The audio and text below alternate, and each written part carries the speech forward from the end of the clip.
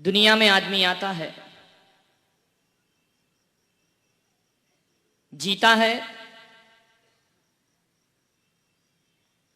खाता है, पीता है और एक दिन दुनिया से चला जाता है। अभी तक जो बातें मैंने की वो उनके लिए की कि जो लोग जी रहे हैं, इस जीवन के लिए कुछ सूत्र दिए। लेकिन आज जो बात होगी मैं उनके लिए बात करने जा रहा हूं कि अपनी जिंदगी तो जी करके सभी चले जाते हैं, कुछ ऐसा करके कि हमारी आने वाली पीढ़ी उन्हें आदर्श के रूप में स्वीकार करे। दुनिया से जाने वाले जाने चले जाते हैं कहां। जो लोग कुछ करके नहीं जाते हैं उनके कदमों के निशान नहीं मिला करते हैं। दुनिया से जाओ तो अपने पद चिन्ह छोड़ करके जाओ, अपनी स्मृतियां छोड़ करके जाओ। भगवान महावीर जब इस दुनिया से गए तो अपने वो पद चिन्ह छोड़ गए कि उनके पद चिन्हों का इस 2600 वर्ष में लाखों करोड़ों ने उनका अनुगमन किया, उनका अनुसरण प्राप्त किया। श्री राम दुनिया से गए, कुछ पद चिन्ह छोड़ करके गए। नारायण कृष्ण कुछ पद चिन्ह छोड़ करके गए। हम आपसे पूछते हैं कि आपके बुजुर्ग, आपके पुरखे क्या छोड़ करके गए? और यदि वो छोड़ करके नहीं गए तो हमें आज ये शिक्षा लेना है कि आने वाली पीढ़ी के लिए हमें बहुत कुछ छोड़ करके जाना है। मान्यवर, यदि आप मुझे देखें तो मेरे जीवन में मैं जिस परंपरा में, जिस पथ पे आगे बढ़ रहा हूं, उसमें यदि किसी के पद चिन्ह रहे तो मेरे ग्रस्त जीवन की इस नश्वर शरीर का रिश्ता यदि जोड़ा जाए तो मेरे ग्रस्त जीवन की दादी, उनके ही पद चिन्हों पर मेरा जीवन आगे बढ़ रहा है। उन्होंने मुझे शिक्षाएं दी, उन्होंने मुझे संस्कार दिए और आज मैं उनका नाम बड़े आदर से, बड़े सम्मान से लेता हूं कि वो मेरे लिए भले धन दौलत की विरासत ना छोड़ करके गई हो, लेकिन वो ऐसी दिव्यता और क्षमता की मूर्ति हुई जो विरासत में हमें सन्यास छोड़ करके गई और विरक्ति छोड़ करके गई। ध्यान रखना, धन दौलत छोड़कर तो सब जाते हैं, ऐसी संपदा छोड़कर कि सारी दुनिया तुम्हारे चरणों में शीश झुकाए, ऐसी एक समर्थ की देवी। मुझे याद है वो दिन कि जब मैं स्कूल जाता था तो मंदिर नहीं जाता था। मंदिर ज्यादा दूर नहीं था घर से, इतना ही दूर मंदिर था जितने दूर तुम मुझसे बैठे हो। घर से ही भगवान के दर्शन हो जाते हैं। पूरा परिवार मंदिर जाता था, मेरा मन मंदिर जाने का नहीं होता था। दादी ऐसी आदर्श और संस्कारवान थी, पढ़ी लिखी बिल्कुल नहीं थी, लेकिन हां हम कह सकते हैं कि वो एक अनपढ़ सरस्वती के रूप में यहां पर मौजूद थी। बिना पढ़ी का, अक्षर का उसे ज्ञान नहीं था, लेकिन अनुभव का ज्ञान किसी विश्वविद्यालय से कम भी नहीं था। अक्षर नहीं आते थे लेकिन पूजन सब आती थी, स्तोत्र सब आते थे, पाठ सब आते थे, छह पूरी आती थी, तत्वार्थ सूत्र पूरा आता था। सुनते सुनते उसे सब याद हो गया। वो मुझसे कहती थी कि रोज मंदिर जाओ। मेरे हाथ में चावल पकड़ाती थी, मैं चावल लेता था और मंदिर के चबूतरे में फेंक कर वापिस आ जाता था। एक दिन उसे पता लगा कि ये चावल रोज ले तो जाता है लेकिन मंदिर के बाहर ही फेंक आता है। एक दिन उसने मुझे पकड़ा और उसने कहा कि ये क्या करते हो तुम? मैंने कहा कि चिड़ियों को चावल डाल देता हूं। बोले पागल, भगवान को चढ़ाने के लिए चावल दिए हैं, ना कि चिड़ियों को डालने के लिए। उस समय बाल मन था, अबोध मन था। मुझे याद है मैं कहता था कि माँ यदि चावल भगवान को चढ़ाऊंगा तो माली खा जाएगा, और चबूतरे पर डालूंगा तो चिड़िया खाकर अपना पेट भर लेंगी। माली के लिए तो बहुत सी व्यवस्था है, लेकिन चिड़िया कमा के नहीं खा सकती है, चिड़िया पराधीन हुआ करती है। मैंने कहा मेरी इससे बड़ी पूजा और क्या होगी कि किसी भूखे पक्षी को दाना डाल देना। और मैंने कहा कि माँ, अपने भगवान तो कुछ खाते नहीं है, तो फिर उन्हें चावल किस लिए चढ़ाते हैं? उस ममता की देवी और दया की मूर्ति ने कहा कि कल से तुझे दोनों मुट्ठी में चावल दूंगी, एक मुट्ठी चिड़ियों को डालना और एक मुट्ठी भगवान के चरणों में जाकर समर्पित कर देना। मेरा भी संकल्प पूरा हो जाएगा और तेरा भी संकल्प पूरा हो जाएगा। और मालूम है, वह बुंदेलखंड की परंपरा, वह छोटा सा गांव, और उस गांव में जब कोई अभिषेक करने को नहीं आता था तो वो दादी हमसे कहती थी कि अभिषेक करके दिखा दो, क्योंकि वहां महिलाएं अभिषेक नहीं किया करती हैं। उन्होंने कहा कि अभिषेक करके दिखा दो। हम ना नुकर करते थे कि कौन नहाएगा, कौन पानी लेने जाएगा, कौन अभिषेक करेगा।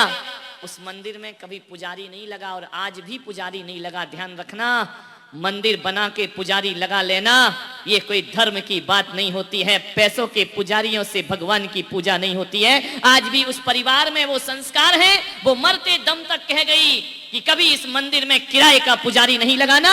जब तक मेरा वंश मौजूद है, अपने हाथों से भगवान की पूजा करना और भक्ति करना। आज भी उस घर में कोई नहीं है, एक परिवार है, और आज भी उस घर में किराए का पुजारी नहीं है। स्वयं जल भरना, स्वयं सामग्री धोना और श्री जी का अभिषेक करना। वो मुझसे कहती थी कि अभिषेक दिखा दे। हम बड़े थोड़े चंचल थे, नहीं दिखाएंगे अभिषेक, हम नहीं दिखा। क्या कहती थी मालूम है? अभिषेक दिखाएगा तो 2 रुपए दूंगी। ध्यान रखना, लालच, लोभ। मैं था और मेरे ग्रस्त जीवन के बड़े भाई सुनील कुमार, हम दोनों से कहती थी कि अभिषेक दिखाओ, 2-2 रुपए दोनों को दूंगी। रुपए के लालच में झटपट नहा लेते थे, धोती दुपट्टा पहन लिए छोटे छोटे। सुनील भी चढ़ जाते थे, भगवान की बेदी 5 फीट ऊपर थी, ऊपर चढ़ के अभिषेक करते थे। हम भी चले जाते थे अभिषेक करने। वो बड़े थे, मैं छोटा था। कभी कभी खेल में, मनुहार में क्या करते थे मालूम है कि बड़ा भाई छोटे भाई की धोती खोल देता था। मैं रोने लगता था कि मेरी धोती खोल दी, धोती खोल दी। दादी कहती थी कि देख बेटा, रोने की जरूरत नहीं, अपने भगवान भी कपड़े नहीं पहनते और भक्त भी कपड़े नहीं पहना करते हैं। अरे ये धोती इसने नहीं खोली है, ये क्या तेरी धोती खोलेगा? ये पारसनाथ स्वयं एक दिन तेरी धोती को खोल देंगे। आज मुझे वो दिन याद आता है कि ये दादी हमसे पैसा देकर अभिषेक करा रही थी या हमारे भीतर मोक्ष मार्ग के संस्कारों का बीजारोपण कर रही थी। वो दोनों भाई जब अभिषेक करते थे, हंसी मजाक, लड़ते झगड़ते, भगवान पर कलश डालते थे।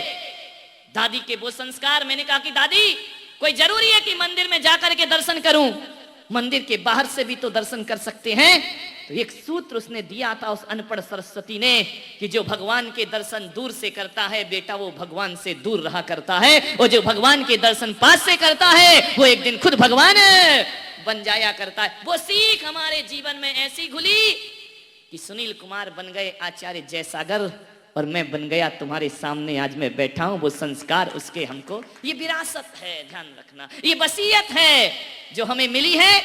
उस नगर के छोटा सा गांव है, मंडला जिले के पास पिंडरी, और उस छोटे से गांव में 70 घर की जैन समाज, और आप ये मान के चलें कि उस 70 घर की जैन समाज में 23 सन्यासी मोक्ष मार्ग पर निकले हुए। हर घर में जहां पर सन्यासी हुआ करते, एक भी जैन घर शायद ही होगा जिस घर में एक व्रती ना हो, जिस घर में एक प्रतिमाधारी ना हो। और आचार्य विद्यासागर जी जैसे संत जब पहुंचते हैं, उस छोटी सी नगरी को व्रती नगरी का नाम देकर गौरव बढ़ा दिया करते। व्रती नगरी की संज्ञा दी। व्रती ही व्रती है उस नगरी में। जिस परिवार से मैं हूं वहां से 5 लोग व्रती हैं, ध्यान रखना। 4 तो पिच्छी हैं, और मेरी जो जन्मदात्री माँ वह भी सप्तम प्रतिमा का पालन कर रही है। ध्यान रखिए, ये विरासत है। मैं कह रहा हूं कि छोटी सी नगरी से जो मिला, 23 साधकों में सबसे पहली साधिका मेरी दादी हुई। ज्वारिका देवमती माता जी बनती है। 68 साल की उम्र में आरिका के व्रत लेना, और ऐसे वैसे जगह नहीं, तपस्वी सम्राट आचार्य सन्मति सागर जी से दीक्षित होना। जहां पर कठोर तपस्चरण किया जाता है, जहां चर्या से कोई समझौता नहीं किया जाता है, ऐसे कठोर तपस्वी। और मैं आज कह सकता हूं, इस धरती पर यदि तपस्या का कोई सुमेरु पर्वत है तो आचार्य शनमती सागर महाराज जैसा तपस्वी संत इस धरती, अध्यात्म के कोई शिरोमणि है तो आचार्य विद्यासागर जी महाराज साधना के शिरोमणि। लेकिन कठोर तपस्चरण यदि दिखता है तो आचार्य शनमती सागर जी महाराज का कोई मुकाबला इस धरती पर नहीं हुआ करता है। सोचिए, जो 120 दिन के चातुर्मास में 20 दिन आहार करे, 100 दिन उपवास करे, निराहार रहे, ऐसी कठोर साधना, और उपवास वाले दिन भी 3-3 घंटे खड़े होकर उत्कृष्ट सामायिक करने वाले आचार्य। और आपको मालूम होगा, जिन्होंने दीक्षा लेते अन्न का त्याग कर दिया था, जिन्होंने सन्यास लेते मीठा और नमकीन का त्याग कर दिया था, जो किसी रस को, आज वह जीवित हैं और इस उम्र में भी आज उनका तपस्चरण वही चलता है। 3 उपवास 1 आहार, 4 उपवास 1 आहार, ऐसी कठोर साधना। और इतना शरीर उनका देखो तो कंकाल हो गया, तपा तपा करके कुंदन बना लिया चेतना को, देह का जिन्होंने ध्यान नहीं रखा। और आज मालूम है, आप विश्वास नहीं करेंगे, 24 घंटे में नहीं, 3 दिन में 1 बार 1 लीटर छाछ पी करके आत्मा की साधना करते हैं। ना अन्न लेते हैं, ना फल लेते हैं, ना मावा, ना मिष्ठान। ऐसा तपस्वी यदि आचार्य शांति सागर जी महाराज के बाद इस धरती पर कोई हुआ तो आचार्य शनमती सागर जी जैसे महाराज, उनसे उन्होंने संन्यास लिया। ध्यान रखना, कैसी अद्भुत घटना है। आरिका देवमती माता जी दुर्ग में आचार्य शनमती सागर जी महाराज के दर्शनार्थ गई, दर्शन करने के लिए। और आचार्य शनमती सागर जी महाराज ने संकल्प लिया, 10 लक्षण पर्व, 10 उपवास की साधना की। और उन्होंने संकल्प लिया कि पारणा उसी से करूंगा जो मेरे से आज दीक्षा ग्रहण करेगा। इतना कठोर संकल्प दुनिया में कोई नहीं ले सकता। इतना बड़ा संकल्प, इतनी बड़ी रिस्क कि जो दीक्षा लेगा उससे पारणा करूंगा, और दीक्षा नहीं लेगा तो भले साल भर दीक्षा ना ले तो साल भर भी शनमती सागर आहार करने वाले नहीं है। 11वां दिन हो गया, पारणा कैसे हो? हर कोई जो सुने वो होश उड़ जाए उसके कि इनका पारणा पूर्ण कराएगा कौन? अरे और नियम हो तो महाराज पाल भी लें। दीक्षा देखा उस 68 साल की बूढ़ी मां ने कि एक गुरु उपासा बैठा रहे और हम श्रावक नवदा भक्ति ना कर पाए। और उसके मन में ना जाने क्या आया, उसने कहा मेरा गुरु यदि भूखा रहता है तो मुझ श्राविका का जिंदा रहना बेकार हुआ करता है। और ऐसा जीवन भी क्या जीवन होता है कि एक हमारी समाज का गुरु भूखा बैठा रहे। और उसने जाकर संकल्प लिया, आचार्य महाराज कोई ले या ना ले, 68 साल की बूढ़ी ये सन्यास के मार्ग पे आगे बढ़ती है। और जैसे ही उन्होंने पड़गाहन किया, आचार्य महाराज की पारणा हुई और दूसरे दिन उनकी आरिका देवमती बना करके जगत के सामने प्रस्तुत कर दिया। ये आदर्श है हमारे।